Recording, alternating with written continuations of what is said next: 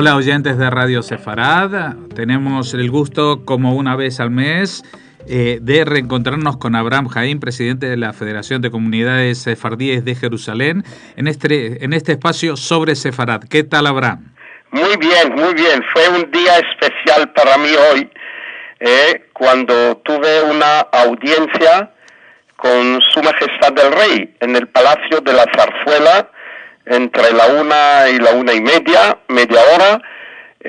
Me acompañó el subsecretario de Estado en el Ministerio de Exteriores, el señor Rafael Mendívil, y también se presentó el jefe de la Casa del Rey, don Rafael Spotorno. Fue una conversación muy sincera, muy familiar, y le aclaré de forma categórica a Su Majestad y a través de él a todos los españoles que los sefardíes, a pesar de la gran tragedia de la expulsión, que enseguida elaboraremos un poco de este tema, a pesar de aquella tragedia de 1492, no han guardado y tampoco guardan hoy en día ningún rencor a este país.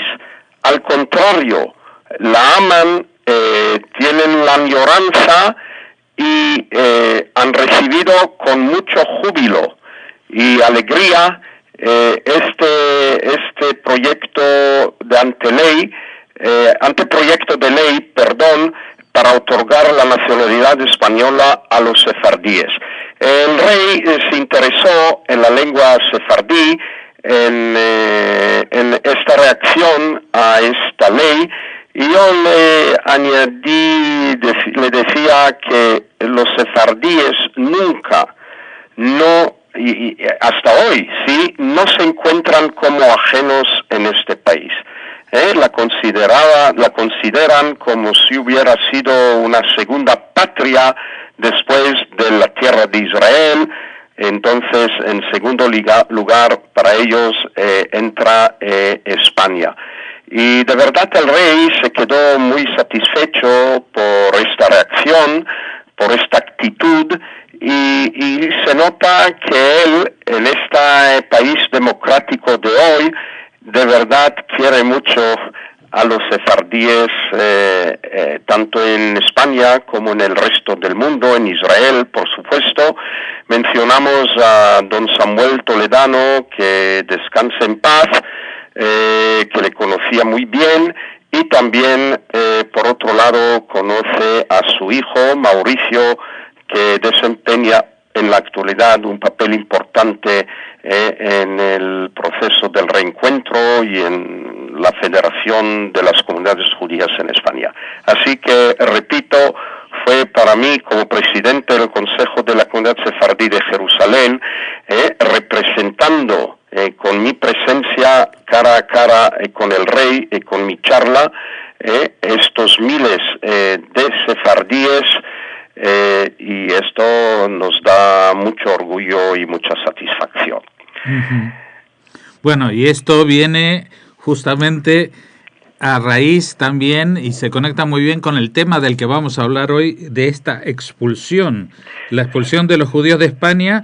Y tú le habías puesto un subtítulo, si fue una expulsión más o fue un evento único, porque hubo muchas expulsiones de judíos en países europeos en esa época. Correcto.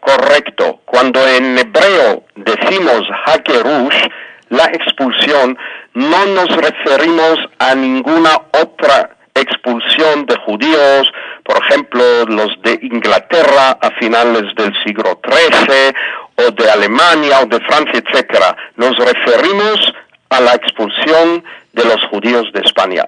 Y para un poco explicar la gravedad de la tragedia, yo digo como historiador lo siguiente. Tenemos en primer lugar de gravedad trágica la destrucción del segundo templo de Jerusalén por los romanos en el primer siglo de la era cristiana, en el año 70. Y luego, en segundo lugar, en el mundo moderno, sí, en el siglo XX, el Holocausto, cuando más o menos 6 millones de judíos fueron exterminados por ser judíos por los nazis, y más daños materiales, etcétera. Y en tercer lugar, sin abuso, entonces entra este evento de la expulsión de los judíos de España en el amplio sentido. Sí, se arrancaron de allí totalmente, como si fuera de su propia patria, y fueron dispersos en muchas partes del mundo. En realidad, dentro de un poco de 2 semanas, se conmemora el aniversario. 522 años después de la firma del decreto, el 31 de marzo de 1492.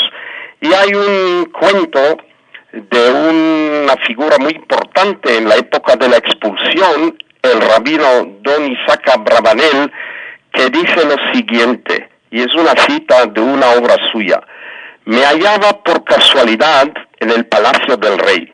Estaba ronco. Le hablé 2 o 3 veces y le pregunté por qué le hacía eso a sus súbditos.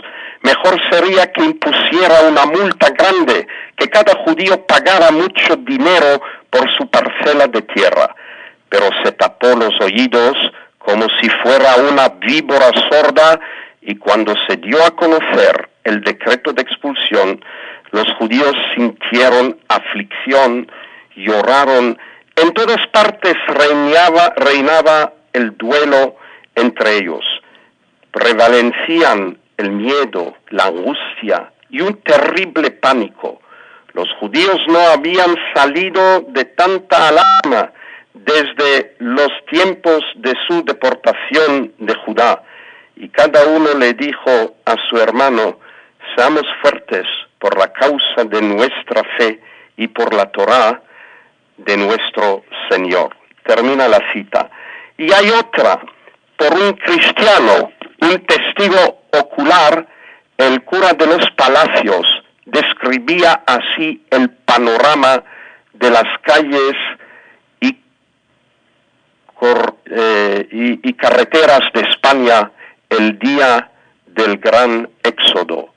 Y dice: salieron de las tierras de sus nacimientos chicos y grandes, viejos y niños, e iban por los caminos y campos por donde iban, con muchos trabajos y fortunas, unos cayendo, otros levantando, otros muriendo, otros naciendo, otros enfermando, y los rabíes los iban esforzando, y hacías cantar a las mujeres y mancebos, y tañer panderos y adufes para alegrar a la gente, y así salieron de Castilla. Entonces podemos citar más citas que ponen definición exacta qué exactamente ha ocurrido y qué sentido hay que adjuntar a ello. Por ejemplo, una persona conocida, un historiador español, Salvador de Madariaga, que dice: los judíos expulsados en 1492 dejaron la España muy judíos y se fueron de allí muy españoles. Eso se cierra ahora, este proceso de nacionalidad que los sefardíes siempre a lo largo de los siglos, lejanos de su madre patria, sus descendientes durante generaciones, no olvidaban a España. Querían tornar, como dicen, querían regresar, querían volver, querían restablecerse de nuevo a lo largo y a lo ancho de la península. Pero al final sí han vuelto en un proceso de reencuentro, que estamos en ello hoy en día también, y con esta nacionalidad, con este pasaporte, el orgullo se multiplica. Es decir, van a decir: sí, somos españoles, pero con una mano tomando este pasaporte, levantando la mano, y con este júbilo van a declarar esta identidad. Y bueno, y sí, un poco hablamos del tema de la expulsión. No sabemos cuántos judíos fueron expulsados. Nunca tampoco lo sabremos, pero podemos tener unos criterios de valorar, y decíamos que el judaísmo español en el siglo XV contaba con 600.000 judíos en la península. Un tercio más o menos se mató a lo largo de las matanzas, de las persecuciones, incluso por la propia expulsión, que tenían que ir por carretera, por mar, cruzar fronteras, y un tercio se convirtió al cristianismo por no perder la estancia y sus bienes, y otro tercio, alrededor de 200.000, se marcharon y se quedaron dispersos buscando nuevos hogares, principalmente en territorios musulmanes como en el norte de África y en el Imperio Otomano. Es un poco curioso también citar un andaluz que falleció hace poco, un catedrático de primera fila, un hispanista, que daba clases en la Universidad de Harvard en Estados Unidos, y como decía, falleció hace poco, el profesor Francisco Márquez Villanueva, y así es la cita: cree que los reyes católicos se les sube a la cabeza la toma de Granada. La expulsión de los judíos fue una decisión tomada en las alturas por pequeñísima gente. El pueblo no solicitaba esa expulsión. Se quedó estupefacto al conocer la orden real. Los reyes católicos decidieron que sus territorios ya podían ser europeos como los franceses o los italianos, y se equivocaron. Fueron excesivamente optimistas al pensar que la península podía vivir sin hebreos y musulmanes, y se perdió el tren de la modernidad, que nació entonces en Europa. Nos quedamos, dice el profesor, como un islote ajeno, como un país raro, con autos de fe y corridas de toros.